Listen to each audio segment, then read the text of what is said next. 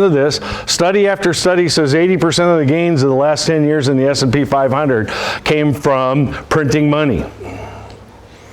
And 46% of the gains came from stock buybacks, which I just showed you. That's 126%. So what I'm telling you is that this market would have actually gone down rather than up without those two things. And you know what else made it work? Why I've been wrong? I've been wrong for 3 years. When I sit down with new prospects, I say, before you do any business with me, I want you to understand, if you were sitting here with me 3 years ago, I'd have told you the crash was imminent. And I've been wrong for 3 years. You know who else they sold the Kool-Aid to? Japan, China, South America, Europe. And want to hear something interesting about all those countries? They all have negative interest rates. In other words, you have to pay them to hold your money. Can you even believe it? And people are doing it to the tune of $15 trillion globally. Okay? So, when they printed that money, did they invest it in their countries? Where did they invest it, you guys? U.S. America. And remember this sentence: liquidity trumps economics. When the world is flush with cash, when it's just pouring in, doesn't matter what the economics are, you're going to have a market that goes up. Want to know why we're very worried right now? Because the countries are turning the faucets off. They're not sending the money here anymore. The Federal Reserve is putting $50 billion a month back into the economy rather than taking it out of the economy.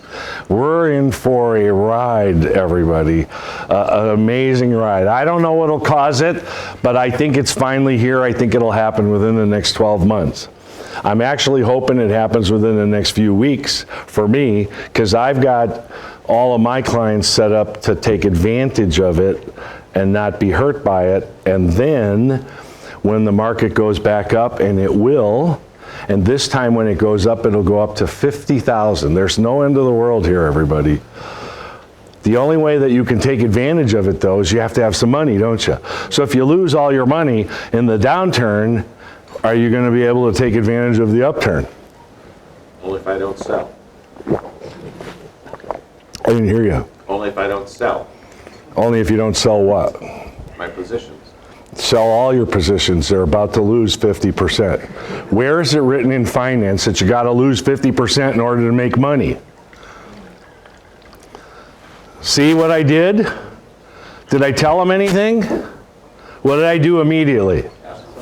I asked them a question. Whenever you're in trouble in a sales presentation, ask him a question. I know how smart he is. I know how successful he is. Do you understand? I defer to him, but publicly I'm going to tell you, if you hold your position, you deserve what happens to you. Got it? Don't hold it.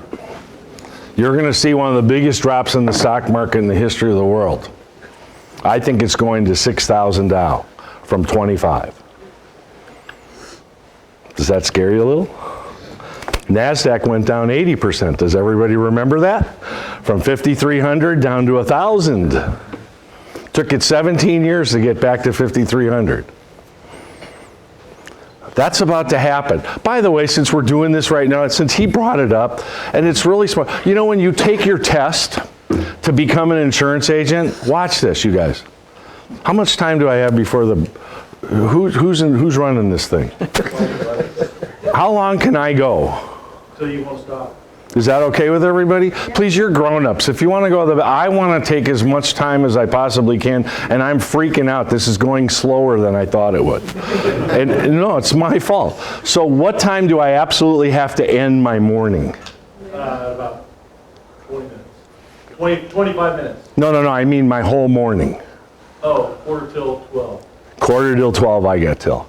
And do I have to give them one break or two breaks? One. One. Yep. So can I give them a break about 10 o'clock-ish? You can do whatever you want. Is that okay? Yep. I won't goof up your day. You won't mess up my And then they get 3 minutes to run out there and run back. 100%. I'm just kidding. Come on. Do it. It's on your test to be an insurance agent. Watch. It's called the time value of money. It's very, very important. We forget it. A man and a woman, each with $100,000 of money at age 40 years old, the man loses 50% of his money. 50%. You know how I know that's going to happen? Because men are more aggressive, that's first. Second, do you know every time a bubble is burst, it only takes about 2 months to lose 40 to 50% of the value of the market. Did you know that? 2 months. Goes fast. I can show you the studies. So watch. The man loses from 100,000 down to 50. Now this is very important. For the next 30 years, the man and the woman get the same exact rate of return, 7%. Now why did I choose that? I chose it not because that's what they're going to get. I chose it because it easily divides into the rule of 72. The accounting rule of 72 says if you divide the interest rate into 72, it'll approximately tell you how many years it takes for your money to double. So the man, watch, this is how you get sold. Watch, the man lost to 50,000. So by the time he's 50, he has 100,000. By the time he's 60, he has 200,000. By the time he's 70, he has 400,000. So the pitch that the industry gives you is, look at, if he'd have got out of the market, he wouldn't have 400,000. Isn't that what they say? Nobody can time the market. Buy and hold. It's the biggest lie in the history of the world. I'm not talking about market timing where every time there's a blip, but I am talking about 1987, 1990, 2000, 2007, and now 2018. Those are momentum changes in the market, and you shouldn't sit in there and take the beating, no matter what anybody tells you. So they're sold on the idea, oh, see, because I stayed in the market, I have 400,000. But let's talk about that brilliant woman. She started with 100,000 at the age of 40. At 50, she has 200,000. At 60, she has 400,000. And at 70, she has 800,000. So my question to all of you is, did they make a $50,000 mistake or a $400,000 mistake? 400. It's the time value of the money. We don't teach that to people. People don't understand the math of all of this stuff. So that's enough about, oh, by the way, here's the deal. I found it. Shake your head at them.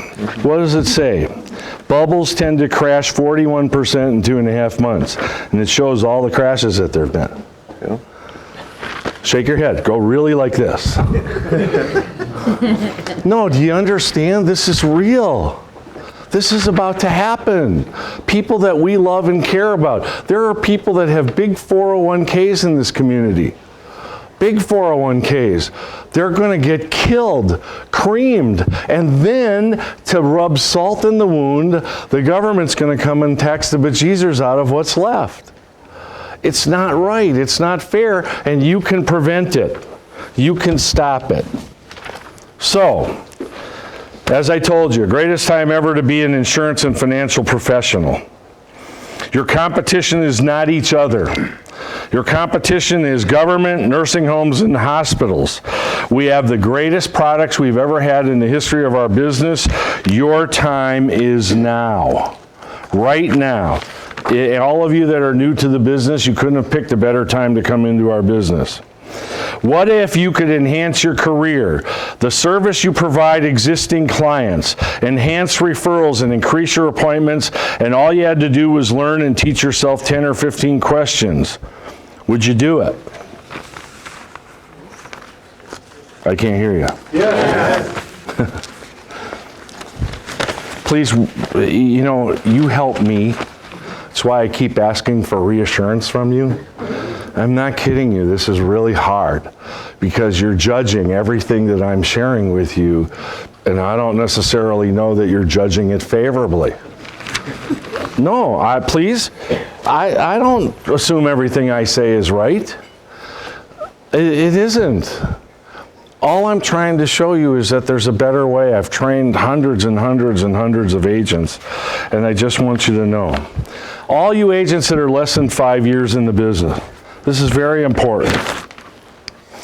If these products are difficult for you to learn with intensive training, aren't they almost impossible for our prospects and clients? So shouldn't we simplify the presentation to those people? Why don't we understand that? If it's hard for us to learn, we try to dazzle our prospects and clients with our brilliance. Instead, we baffle them with our baloney. People are going to ask you this question. They're going to say, why are you asking me all these questions? And you want to have a response. Wouldn't it be better if someone asked you about these issues that could hurt you or you could benefit from ahead of time so you could protect yourself, so you could take advantage of the opportunity? That way, wouldn't you be able to consider how you'd like to proceed? See, that's the purpose of the questions. Never to tell them what to do, to ask them how they want to proceed. You know, one of the things I'm hoping you're seeing as I'm doing this, do you get the sense that I sell like a woman? And I do. I actually ask questions of people where I really want to hear the answers. Men don't necessarily do that, everybody. So, really quick. The new tax law. Let's talk about it here for a second. For a couple over the age of 65, this is in my newsletter, the standard deduction last year was $15,200, and the personal exemption was $4,050 apiece for $8,100. So if you add the two together, it's $23,300. Okay? The new standard deduction under the tax law for 2018 under the new tax bill is $24,000, and if you're over 65, each person in the married couple that are over 65 get an additional $1,300. So the standard deduction for a couple over the age of 65 is $26,600. So $26,600 minus $23,300, those people have taxable income of $3,300 less in the 10% tax bracket. 10% of $3,300 is $330. So the federal government just saved you $330 if you're a married couple over the age of 65. Wow. Want to know how they screwed you? And you let them, and you sat there and watched it and didn't even get it. Because the law didn't pass by what they call a supermajority, which is 60-40 in our Congress, it passed by a simple majority. It is subject to the PAYGO law, P-A-Y-G-O, which means it is subject to sequester.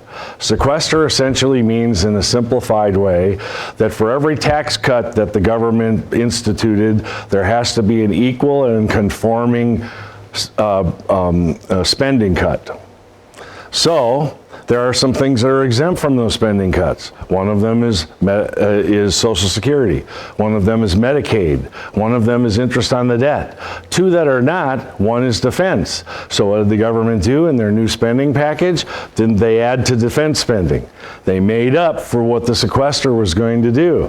But one of the things that they didn't fix, and they did it intentionally, is subject to sequester is Medicare. And they're going to cut 25 to 35 billion a year out of Medicare every year for the next 10 years. So how many people in here serve Medicare supplements and Medicare Advantage? Guess what? Your Medicare supplements and your Medicare Advantage and the out-of-pocket expense that people over 65 are going to pay is going to go up. Here's the question I ask everybody. Do you think that you're going to get enough income tax savings to offset all your increases in healthcare costs? It's not happening. And it's even worse. You know, it's so fabulous. I have all these property and casualty agents in the room. Let me ask you guys something, and answer me. I'm running out of time already, so answer me. If somebody could wait until they had an accident to buy car insurance, would that cause car insurance to go up? Yeah. It would, huh? Well, guess what they just did? They took away the mandate on under 65 health insurance, and so people can wait until they get sick to go buy health insurance. What do you think is going to happen to the cost of health insurance? And you let them. You think they did you a favor. And then our president, who, by the way, let me tell you, I voted for him. I don't have any problem telling you that. I voted for him. But he stands in front of me and he lies right to my face like I'm a moron. He says, I didn't get anything out of the tax bill. Well, yes, you did, Donald. The maximum tax rate used to be 39.6 if your income was over $450,000, and now it's only 37. So what's 2.6% of $100 million? Oh my God, it's 2.6 million. and you got 310 bucks. Oh, baby. That's government, you guys, at every level, at every level. So you can't depend on them. That's what the tax cut did. One more time.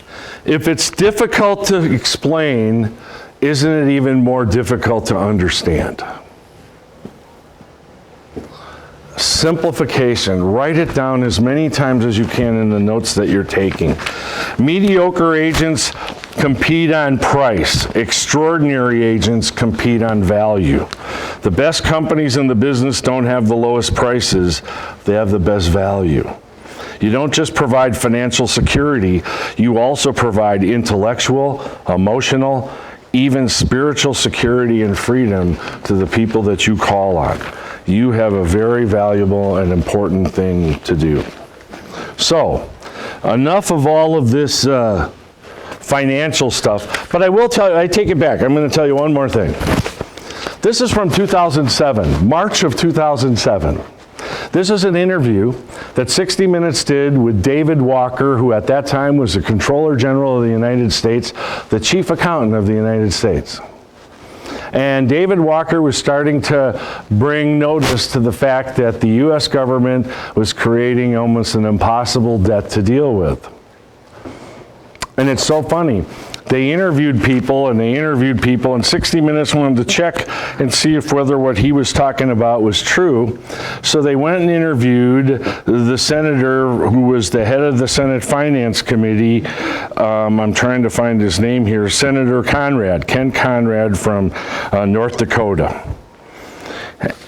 In 60 Minutes, David, the guy that was interviewing him, looks at Ken Conrad, who was essentially the Nancy Pelosi of the Senate, and says to him, "Is everything David Walker is saying true?" And he says, "Oh my God, yes, everything he's saying is true." He said, "So can I ask you a dumb question?" He said, "Why isn't somebody in Congress doing something about it?" And looking right at the camera, it's the funniest thing, I've made $1 million in commissions just showing this interview on 60 Minutes. $1 million in commissions. Looking right at the camera, Senator Ken Conrad says, "It's just easier not to. You see, it's easier to kick the can down the road than it is to make choices. You get in trouble in politics when you make choices." He said it on camera. So I stop it there, and I turn to my prospect or client and I say, "Let me ask you something. Do you think the government has your well-being in their interest?" Then I turn it back on, because what he's asked next blows your mind. He says, the interviewer says to him, he says, "Do you think we're going to have to raise taxes?" And Ken Conrad, looking right at the camera, says, "Well, we are going to need more revenue." He won't even say taxes. He won't say the word. Do you understand? You're getting snowed. And so watch, here's the pitch. I want to show you how I sell this. I go to a prospect or client and I say, "Here's the deal. What if you didn't have to worry about what the government was doing? What if you didn't have to worry whether they did it right or didn't do it right? What if in the United States of America you could create your own financial independence? If you knew that was so and you'd never have to worry about anything that they did forever on, when would you want to get started with something like that?" How many people think sign up for that? A lot. Because in this country, you can have economic freedom if you're willing to take the time to do what you need to do. So, do you guys want to know how I get all these appointments? I run 30 to 50 appointments a week. I wrote 861 apps last year. The year before, I wrote 1,200 apps. I only work 8 months a year. I probably only work 3 or 4 days a week because the other 3 or 4 days I'm out speaking. So it's real. Anybody interested in learning the questions? Yes. No, I can't. Anybody interested in learning the questions? Anybody interested in learning the questions? Put your pen down and raise your hand for me. Feel better? Please, everybody, I need reassurance. No, you understand? This isn't just for me, this is for you. I'm not being a goofball up here. I want you to understand, I'm about to show you some stuff we're going to have to mop the floor. You're going to pee your pants. You are going to be able to increase your appointments the minute you leave this room. Do you understand? Not months from now, not weeks from now, not even days from now, if you're willing to try them, if you're willing to have the courage that I did not have. Here's the hottest question in the business. These are called elevator talks. I call them conversation starters. Conversation starters. I can walk up to people on the street. You don't want to sit next to me on the plane. I'm going next week to an American Equity Convention in Las Vegas. A couple of years ago I was going and I was sitting in seat 1A and the vice president of the company was sitting in 2A, and I'm always on the plane with a big pile of magazines. And this guy gets on the plane and he starts talking to me right away. He's going to sit next to me. He says, "Boy, you really like to read." And I said, "Yeah, I really do." And he said, "Well, what do you do?" And I said, "Oh, please don't talk to me. If you talk to me, I'm going to have to sell you something." And the vice president's laughing out loud. And the guy looks at me cross-eyed and he said, "You're kidding, right?" And I said, "No, I'm not kidding. I love to sit and read, and I love."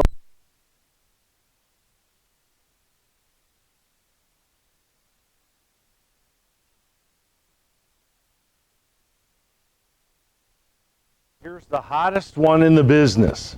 You want to learn this one today. If you leave here today with anything, you want this one. Very, very important. Do you understand, have any of you heard that 10,000 baby boomers a day are retiring? Tell me if you've heard that. Do you understand that's a lie? There's only 8,500 a day. I know it's not a big deal less, but it is a big deal less. You want to write this down because you haven't missed it. The #1 birth year in the history of the United States is 1957. More people were born in 1957 than any other year, followed closely by 58, 59, 60, 61, 2, 3, and 4. By the way, the baby boomer generation is the age group between 1946 and 1964. So here's what I want to tell you. If you take 1957 and 65 years, that's 2022. With that group of baby boomers starting to turn 62 in 2019. So you haven't missed it. 70% of the baby boomers retire between 2022 and 2029. This is the hottest question in the business. Are you ready? You ready? You ready? Yes. Really ready? I think so. What's the best age to take your Social Security? 70 years old. 70. What if you die? What, I'm sorry? I disagree. No, that doesn't matter. See, what did you already do wrong? What did he do wrong, everybody? Open his mouth. What did he do wrong? What'd you say? Don't be mean. He said opened his mouth. Is he a friend? No. What did he do wrong? No, this is great. I'm so happy he did it. What did he do wrong? No, he offered his opinion. I don't care about his opinion. Please get that. Your opinion doesn't matter. You don't know anything. Nothing. Get that. It'll change your career. The only opinion that matters is that of your prospect or client. Period. So he said 70. Watch what I say to him.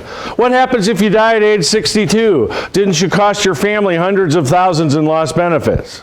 Yes. Now say the other age. What's the best age to take your Social Security? 65. Okay. What if you die at 62? Didn't you cost your family almost 100,000 in lost benefits? Go lower. 62. What's the best age to take your Social Security? 62. What if you live till you're 95 years old? Didn't you cost your family hundreds of thousands of lost benefits? Do you know 80% of the people in this country take Social Security to their detriment?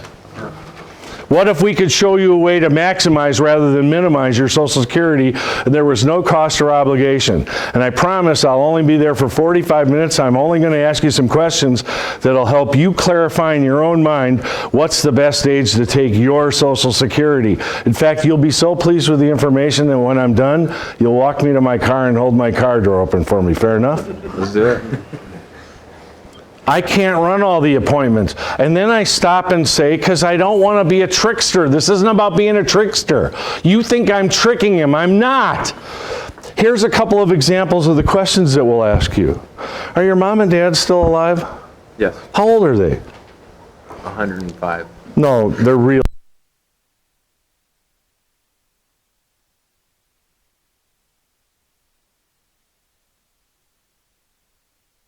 I want to maximize the benefit to her.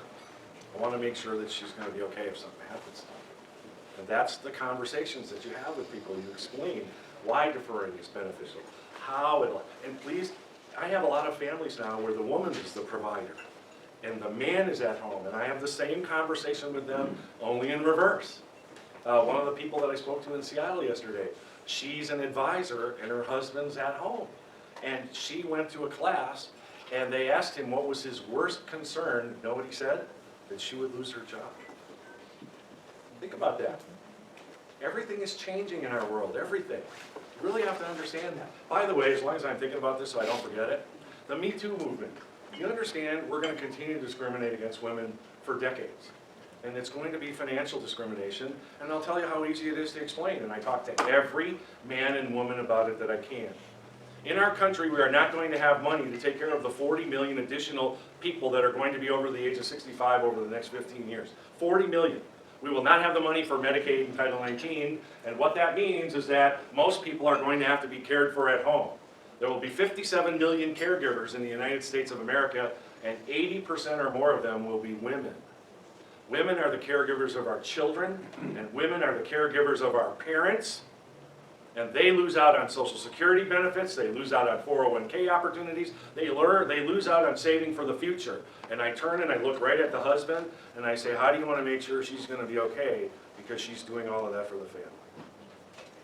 What if there was an easy way that the two of you could look out for each other, but you could make sure that she was going to always be okay? Would you at least want to know about that? See it always in the form of a question, but you have to make sure that they understand that there are real challenges that they're going to have to face. In the last 45 minutes or so, I'm going to show you just 2 sales ideas that are easily about 80% of my production, easily. And you'll see, you can go and talk to anybody, anywhere, and make sales like they're going out of style. It's just an opportunity. But you have to understand, we are always going to be discriminating against women for years and years and years. I just saw another study that says it's going to take almost another century for women to have equal pay in our country, believe it or not. So, sorry, I don't mean to tick off all you guys, but it is what it is. Here's another thing. Think about this. See if you have any families like this, you guys. Watch. I have at least a dozen right now. The caregiver, a female, lives close to the person that's getting the care. The 2 brothers and sisters, they have a brother and a sister, they live in another state. So who's doing all the caregiving? The child that's closest, right? But when the parent dies, the other 2 kids want their third of the estate. Think that causes some problems in families? Do you understand? Cash value life insurance is the great equalizer. What if I could show you a way that you could offer 50% to the one that gave you the care, and the other 2 would get 25%, and their 25% would be equal to what would normally have been their 1/3, which you want to know about. So you can alleviate so many problems if you're just willing to ask the questions. It's very, very, very important. So what's the hottest question in the business? Correct. And who should you go and Google right now? Professor Lawrence Kotlikoff. MaximizeMySocialSecurity.com. He will change your career. This Social Security stuff will change your career. When you get in front of somebody, are they going to be mad at you because you helped them maximize their Social Security? No. It's a service. You're providing a service. Here's the second hottest question in the business. Don't go away from this. Hold it. Sit back down and write it.